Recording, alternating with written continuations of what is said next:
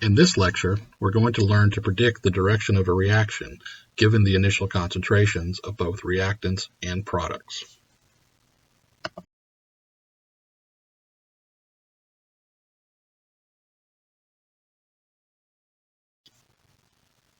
We have seen in previous lectures that the magnitude of the equilibrium constant for a reaction allows us to predict the position of equilibrium in a very general way. For example, if Kc is greater than 1, the equilibrium tends to lie to the right, or we say the products predominate. If Kc is less than 1, then the equilibrium tends to lie to the left, or we say reactants predominate. In the next lecture, we will see how we can use the value of Kc to calculate the concentrations of all species at equilibrium. But first, we need to learn how to predict in which direction a reaction will proceed given a specified concentration or partial pressures of reactants and products. Let's return to a familiar reaction. N2 gas plus 3H2 gas going to 2NH3 gas in a closed 1 liter container. The Kc value at 472 degrees Celsius for this reaction is 0.104. If we begin with 2 moles of H2, 1 mole of N2, and no NH3, then we know that the reaction must proceed toward products, forming NH3.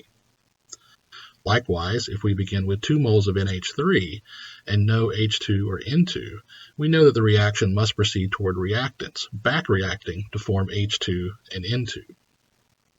But suppose we begin with 2 moles of H2, 1 mole of N2, and 2 moles of NH3. Will the reaction proceed toward reactants or toward products? To answer this, let's start by looking at the equilibrium constant. Our Kc expression has the concentration of NH3 squared in the numerator, and the concentration of N2 times the concentration of H2 cubed in the denominator. And we know from the problem that this value equals 0.104 at the stated temperature. We know that this value is only correct when the system is in chemical equilibrium.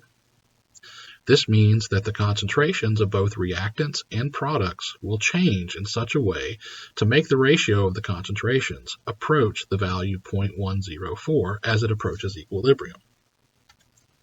So let's use the initial concentrations and see what value the ratio takes prior to the reaction beginning.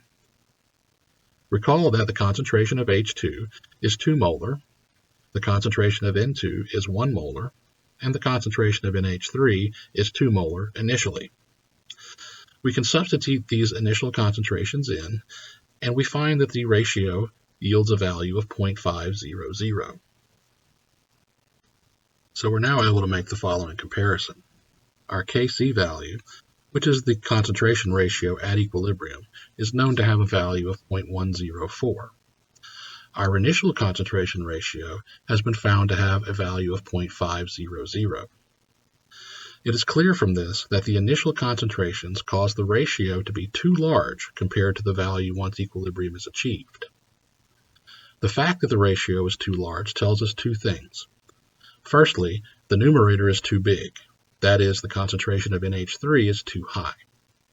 Secondly, the denominator is too small, or the concentrations of H2 and N2 are too low. In consequence, the concentrations will change to make the ratio decrease as we approach equilibrium. This means that products must be consumed and reactants must be formed. Thus, by reacting in the reverse direction or toward reactants, the ratio will decrease until it reaches the value of 0.104 at equilibrium. As we have seen, the value of the ratio of concentrations, when compared to the equilibrium constant value, allows us to predict the direction of a reaction. This is a general rule, but we need to clarify our notation. We are going to introduce a new term called the reaction quotient, which is denoted Qc.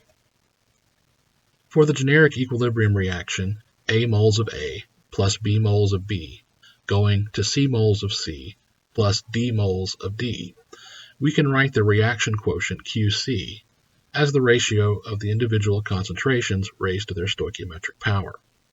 That is, in the numerator, we have the concentration of C raised to the C power times the concentration of D raised to the D power. In the denominator, we have the concentration of A raised to the A power times the concentration of B raised to the B power. Hopefully, this expression looks familiar to you. There are several important properties of QC that we must keep in mind. First, QC takes the exact same mathematical form as KC, as we saw in the previous slide. Secondly, QC can be calculated under any set of concentration or pressure conditions. Third, KC is a special case of QC. That is, QC equals KC only when the system is in chemical equilibrium. Fourth, the reaction will always proceed in the direction that will cause QC to approach KC. And lastly, of course, there is a corresponding QP, which is written in terms of partial pressures. It takes the exact same form as KP. When we think about chemical equilibrium, we can treat it like a set of scales. When the system is in equilibrium, the scales are in balance. If the concentration of either reactants or products is too large, then the scales are out of balance. Consider the case when we have an overabundance of reactants and an underabundance of products. This makes the denominator of QC too large and the numerator too small, and QC is then less than KC. The reaction will tend to proceed to the right as written, so that it consumes reactants and forms products to reach equilibrium. To determine the direction of reaction, there is an easy mnemonic to use. Since K comes before Q in the alphabet, we write KC first, followed by QC. The statement that QC is less than KC is equivalent to the statement that KC is greater than QC, which is written below the scales. Notice that the greater than sign looks like an arrowhead pointing toward the right, or toward products. This shows the direction in which the reaction will proceed under these conditions. Now consider the case in which we have an underabundance of reactants and an overabundance of products. This makes the denominator of QC too small and the numerator too large, resulting in a QC value that is greater than KC. The reaction will back-react to form reactants and consume products. For our mnemonic, the statement that QC is greater than KC is equivalent to saying that KC is less than QC, as written below the scales. In this case, the less than sign is pointing toward the left or toward reactants, indicating that the reaction will proceed in that direction to reach equilibrium. Finally, we have the condition in which QC equals KC. This is when our system is in equilibrium. There is no net reaction in either the forward or reverse direction, and our scales are effectively in balance. We now have the tools that we need to determine the direction of reaction using the reaction quotient. Consider the following reaction: H2 gas plus I2 gas forming 2HI gas.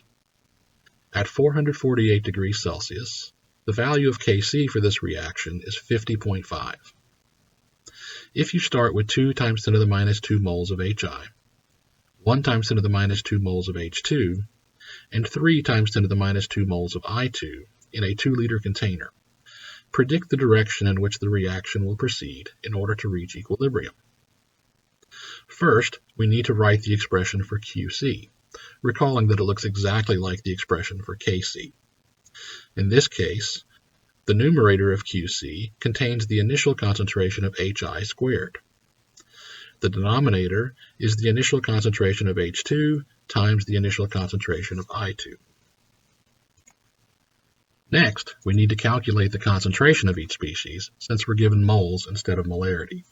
Remember that the molarity is just the number of moles divided by the total volume. The initial concentration of Hi, then, is the 2.0 times 10 to the minus 2 moles of Hi divided by the 2 liters, which gives us 1 times 10 to the minus 2 molar Hi. For H2, we have an initial concentration of 1 times 10 to the minus 2 moles of H2 divided by 2 liters, or 5 times 10 to the minus 3 molar H2.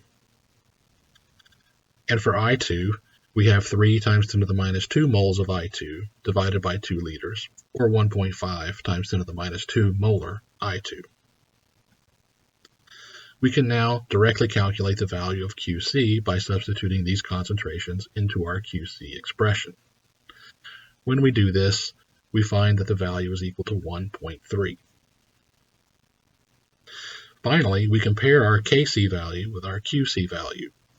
Our Kc value of 50.5 is clearly much larger than our Qc value of 1.3. This indicates that our reaction will proceed toward products to reach equilibrium. Now let's work a second example, this time using partial pressures. Consider the following reaction: CO2 gas plus H2 gas forming CO gas plus H2O gas. At 150 degrees Celsius, the value of Kp for this reaction is 0.11. If you start with 0.50 atm of CO2, 0.15 atm of H2, 1.25 atm of CO, and 0.75 atm of H2O in a 1.5 liter container, predict the direction the reaction will proceed in order to reach equilibrium. Again, we start by writing our expression for Qp, recalling that it looks exactly like the expression for Kp. In this case, the numerator of Qp is the partial pressure of CO initially times the initial partial pressure of H2O. The denominator is the initial partial pressure of CO2 times the initial partial pressure of H2. In this problem, we are already given the partial pressures, and so we can immediately calculate the value of Qp. We begin by substituting our partial pressure values into our Qp expression, and we find that the value of Qp is 12.5. Lastly, we need to compare our Kp value with our Qp value. From the problem, our Kp value of 0.11 is clearly less than our calculated Qp value of 12.5.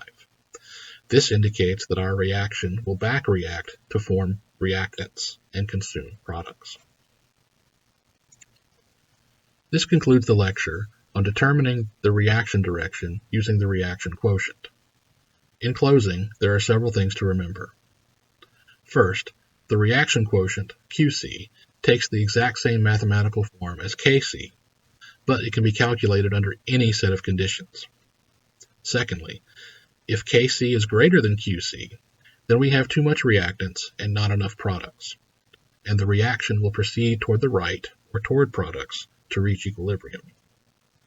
Thirdly, if Kc is less than Qc, then we have too much products and not enough reactants, and the reaction will proceed toward the left or toward reactants to reach equilibrium. Fourth, Qc is equal to Kc only when the system is in chemical equilibrium.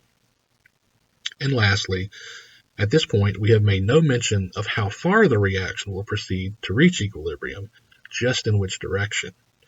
The extent of reaction required to reach equilibrium is the subject of the next lecture.